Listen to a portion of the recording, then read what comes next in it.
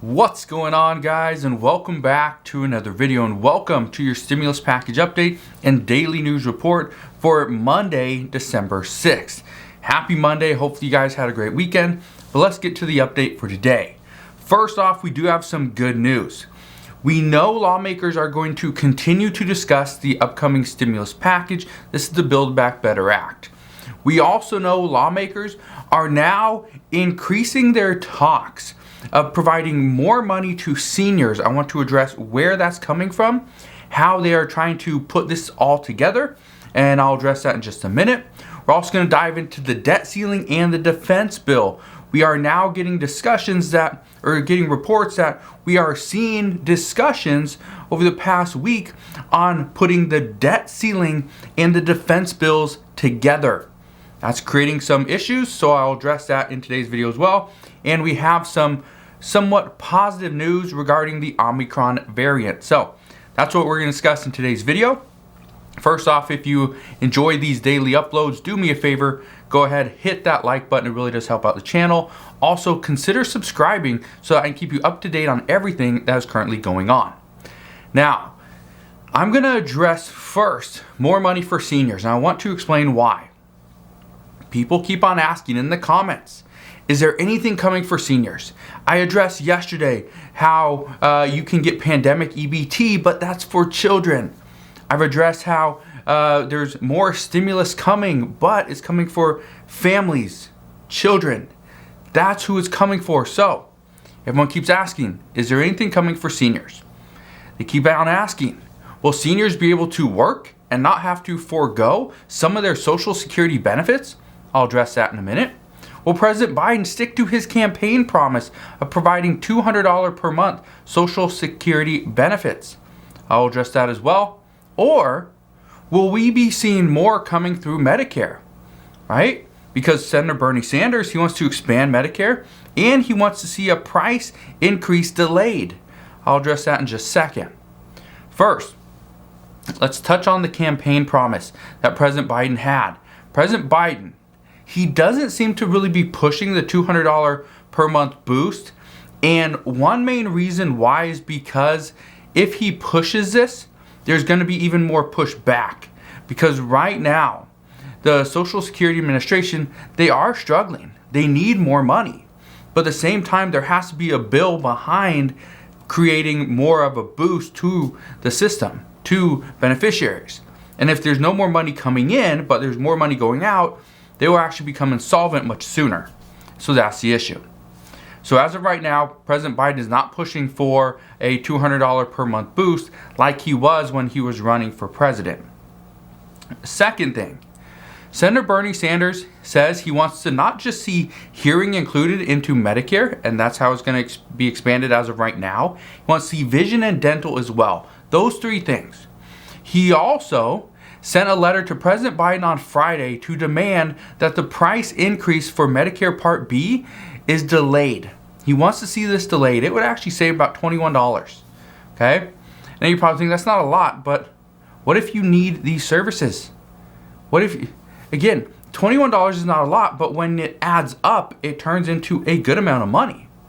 Finally, some lawmakers are now pushing even harder to get the Social Security 2100 Act passed.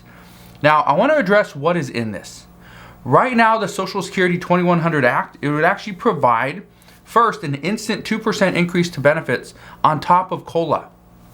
The reason for this is because Social Security has really underperformed. They want to really increase it because it's actually been seen as a lag behind where inflation has been. So they say we need to just provide a 2% increase to benefits instantly. Then ensure that Social Security actually stays on top of the poverty line. Because right now, every single person that gets Social Security benefits is living in poverty. So to ensure this, benefits would be set at 25% above the poverty line. Also, and these are some bigger ones, it allows seniors to work and collect benefits without losing money for working. Okay? Here's the problem. Right now, lawmakers say we need to get more people into these open positions. There's 10.4 million jobs that are currently open in the United States, probably a little bit more than that. Currently, we have about 40 million seniors that could contribute to filling these jobs. And lawmakers are saying that if the working class doesn't want to fill these open positions, let's find somebody that will. We do not have to bring in people from other countries. We don't have to do that. Yes, we could. And if Democrats can pass this immigration reform bill and provide benefits and provide a pretty much a worker's card, right? Allows immigrants to come in and work. This is going to provide probably 5 to 6 million people with jobs. So what they're saying, what lawmakers are discussing right now is, in addition to that, we could also allow seniors to take on these positions if they can and are willing to. And because of that, let's not cut their benefits. Let's not take stuff away. They are working to help out the economy, to help out the U.S., help out the American people, their communities. We should reward them for this. So, we will see if this happens. As of right now, what I can tell you though, is a lot of people are still discussing this. A lot of people are not sure if this is the way to go. So, we will see. But as to how would this be paid for? Well, Pramila Jayapal says, and I quote, "Tax the rich and deliver for working families, people, children, seniors, and communities across the country." It's that simple. So, I just want to be 100% clear. This is just a proposal for now. It has not been included into the Build Back Better Act, but it could. The good news is that at least lawmakers are still discussing this. So, that's what we know regarding providing more money and more benefits to seniors. It's still on the table. We just don't know how far lawmakers are willing to go at this time. So, let's address what is going on with the Build Back Better Act. This is a constant question. How close are we? Are we going to see this pass before Christmas? Well, here's what I can tell you. Currently, Democrats have been working nonstop to try and get this bill passed before Christmas. However, it is looking more and more likely that it won't happen that quickly. What we do know is that negotiations have continued between Democrats. That's great. But what is slowing things down right now is the Senate Parliamentarian's Office. According to multiple Democrats, the Parliamentarian's Office is taking their time to determine if Elizabeth McDonough will even sign off on the latest bill. Mainly the immigration plan that would actually grant 6.5 million foreign nationals with a temporary parole status. This would allow them to work. They get their work visa. Now, even though this is slowing things down, according to Kirsten Sinema, she says that she believes that this legislation will likely wait until after the holiday season. And one Senate aide said, and I quote, "I think there are issues with the parliamentarian's office. I don't think there's the person power in the parliamentarian's office to get everything done quickly." Keyword, quickly. Now I want to bring this up because of one thing. If the Senate parliamentarian decides to slow things down, she can. There's really nothing that pushes her to try to get things done, and I think that's what the Senate aide is saying here. That there's no person power in the parliamentarian's office to get things done quickly. It's true. There's not. So, there's really nothing Democrats can do about that. The other issue, Senator Joe Manchin is still worried about many things. Inflation is one of them, but one of the other big ones, though, is the coal industry in West Virginia. Because of this, many Democratic senators say that they have been working with him to come up with a solution. And remember, this is part of President Biden's plan, right? Climate. We have to address the coal industry if we are addressing climate. But again, that would heavily impact West Virginia and workers there in the coal industry in West Virginia. And that is why Senator Joe Manchin is actually pushing back against this. And this is why some Democratic senators are working directly with him to try to come up with a better solution. We also still know that Senator Bernie Sanders is fighting with Senate Majority Leader Chuck Schumer. They are fighting over the SALT deduction increase. Remember, the current bill, or the current law is you can claim up to, I think, $10,000 in SALT tax deductions. However, according to the latest bill, it would increase to $80,000 per year. That's a pretty substantial jump. But Senator Bernie Sanders, he wants to put a cap on this so that people making over $400,000 per year do not get to take the full deduction. But Senator Schumer, he's actually fighting against this because he is representing a high-income state, and that state is New York. So he is representing a high-income state, and because of that, he's actually pushing back against what Senator Bernie Sanders is currently saying. So we'll see what happens there. But again, there's a lot of discussions as to whether or not this bill will actually pass before the holiday season, which is we're pretty much in. Right now, the thing is, lawmakers have until Friday, because technically after Friday they go on recess. Now, will they actually leave? We don't know, but they could. So we'll see what happens there. My expectation, just to give you an idea. Now, in just a second, we're going to dive into the debt ceiling and the defense bill. But my suggestion to you is, let's not rush to any conclusion just yet, because even though lawmakers are expected to go on recess on Friday, the debt ceiling has to be addressed before December 15th, or else we could potentially breach our debt limit. If this happens, according to many, this would be a catastrophe, and we would most likely send ourselves into an instant recession.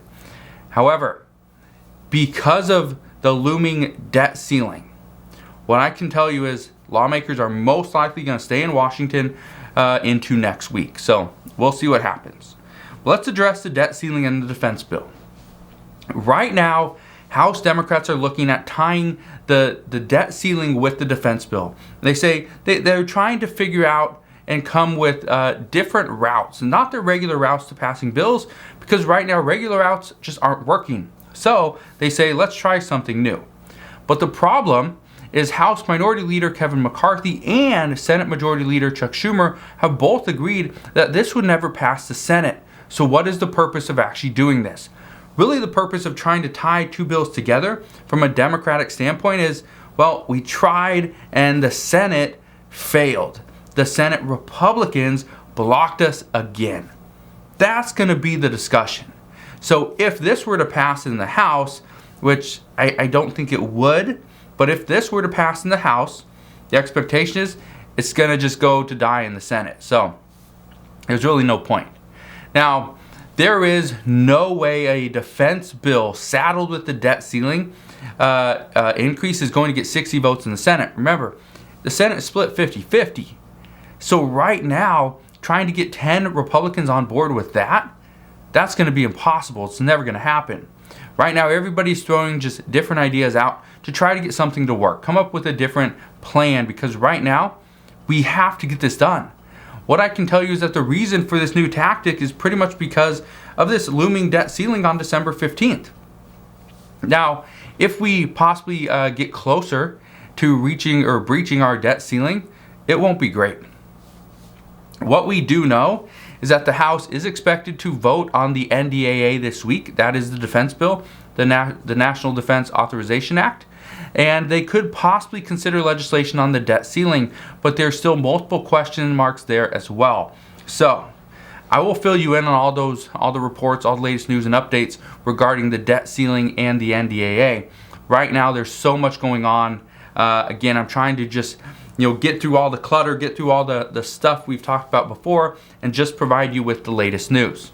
So here's some other good news. It's actually good news for Omicron. According to multiple reports out of South Africa just this morning, the Omicron variant is not creating a surge in hospitalizations. This is good news. We do know that the vaccines will be less effective against the Omicron variant. However, we don't know how much less effective they will be. According to reports, they're indicating that even though this is a rapidly spreading variant, it is likely to be less dangerous than the Delta COVID variant, which continues to drive hospitalizations across the world. Now, here's what I want you to understand. We are still in the early stages of understanding how the Omicron variant works, okay? So, if we start getting more and more reports that, okay, this is actually turning into nothing, it was just a big scare, then things will be looking very, very good. Things will be looking better. Right now, that is the big discussion. Okay, we're seeing all these, the new Omicron variant cases here in the US. Is that something that we need to be worried about? Is it something that we should be worried about? Yes. Is it something that is potentially going to really increase? Reports indicate that this is going to spread faster, but if it spreads faster and it's less dangerous, it could be okay. The only problem is experts and even CEOs of the vaccine manufacturers are saying that chances are the Omicron variant isn't as effective.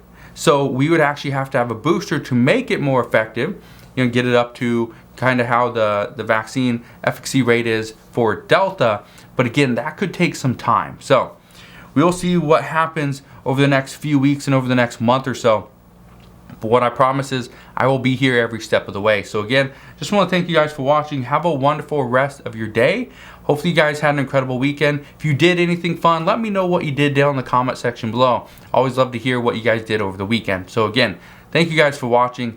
Hit that like button if you enjoyed today's video. Also, consider subscribing if you enjoyed today's video and you want to stay up to date on everything that's going on. So again, thank you guys for watching, and I'll see you guys on the next one.